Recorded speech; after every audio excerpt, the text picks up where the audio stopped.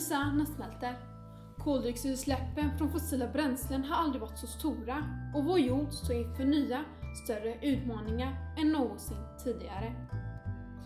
Om vi inte gör någonting åt detta stora problem så kommer miljontals människor att förlora sina hem. Fattigdomen kommer bli allt större och större och enorma landområden kommer bli obeboeliga. Under tiden ni ser på denna film kommer 87 000 liter olja pumpas ut på vår jord. Olja som förbränns och slutligen hamnar i vår redan förorenade atmosfär och påskyndar alla dessa negativa effekter.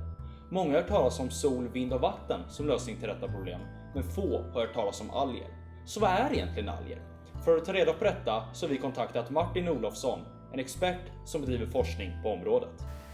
Alger, alltså mikroalger då, är ju mikroskopiska encelliga små växter som utför fotosyntes. Och det innebär att de använder sig av koldioxid som energikälla och solljus.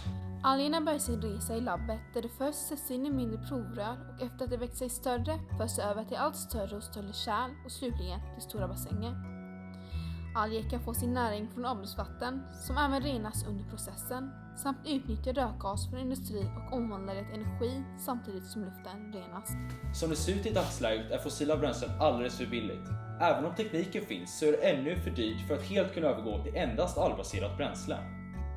För att priserna på fossila bränslen stiger eller blir en bristvara som det så småningom kommer bli i framtiden så är algbaserat bränsle ett effektivt alternativ jämfört med andra biobränslen då alger växer otroligt snabbt och är väldigt energirikt.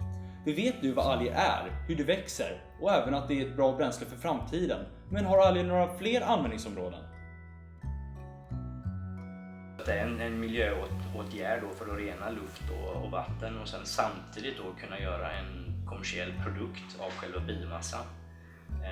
Och vi har pratat om kosttillskott och kosmetik, biobränslen, djurfoder är en annan stor sak. Så att det finns en hel del olika applikationer.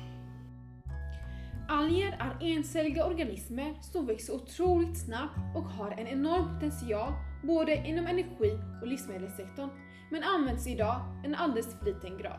Det är upp till dig att göra aktiva val i vardagen. Genom att välja bort fossilt främjar det utvecklandet av alger och andra biobränslen och säkrar därmed världen för framtida generationer. Odla mer alger är bra för oss och för jorden.